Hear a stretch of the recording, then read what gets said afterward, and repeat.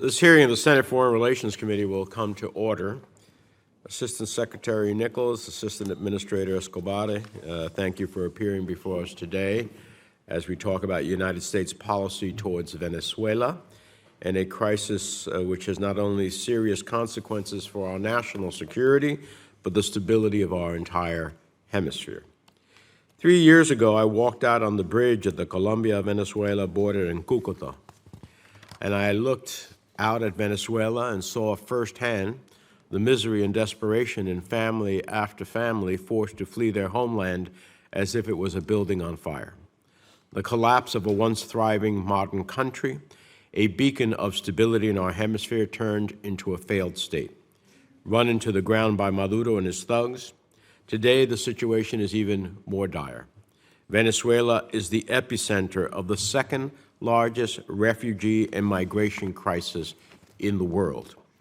The Maduro regime has overseen the collapse of the economy, taking down with it the country's entire education and healthcare systems.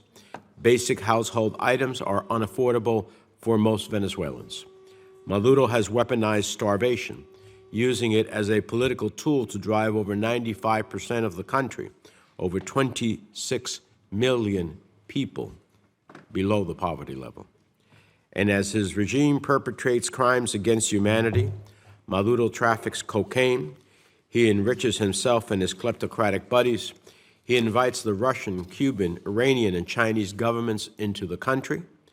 So as we review United States policy towards Venezuela, we must reckon with how, in the span of a generation, a trusted democratic partner has become a mafia state, a criminal enterprise that uses brute force to cling to power.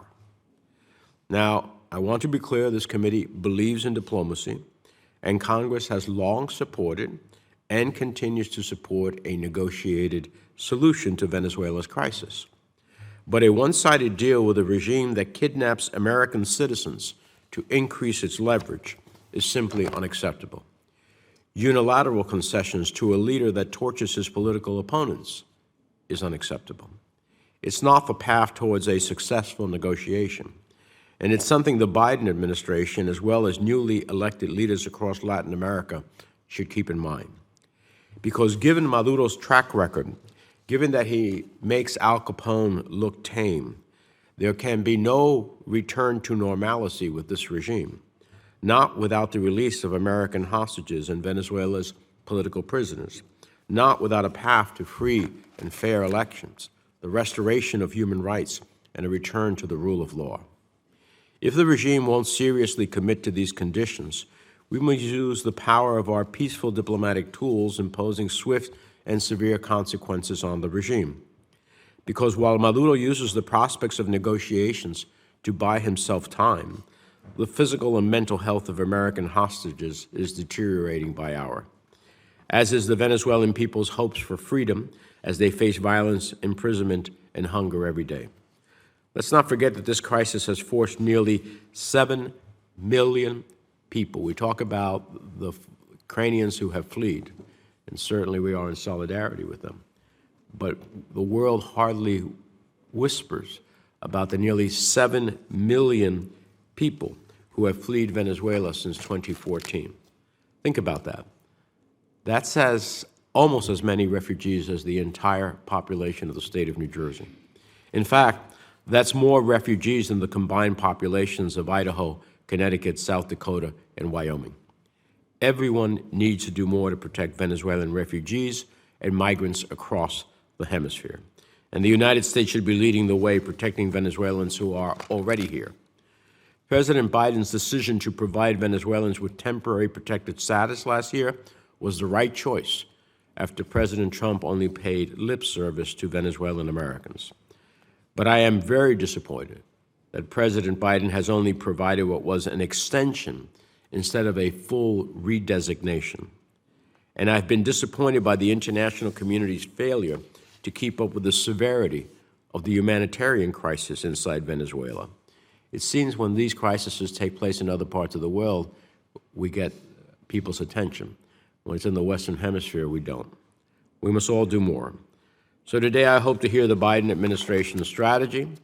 What are you doing to bring home Matthew Heath, members of the Citgo Six, and other American hostages?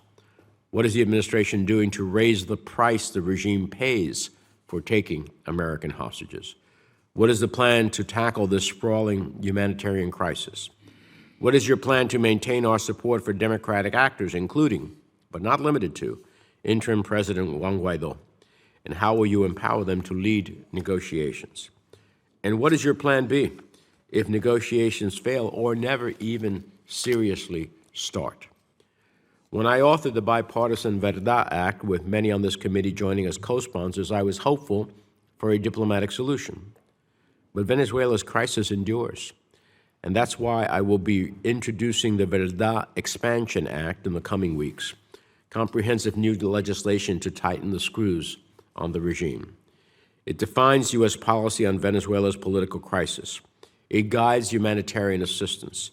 It addresses the Maduro regime's malfeasance, and it sends a message to the Venezuelan opposition, to Venezuelan refugees, and to the Venezuelan community here in the United States, that we stand with them in their effort to build a peaceful, prosperous, and democratic Venezuela. With that, let me turn to the ranking member, Senator Risch, for his opening statement.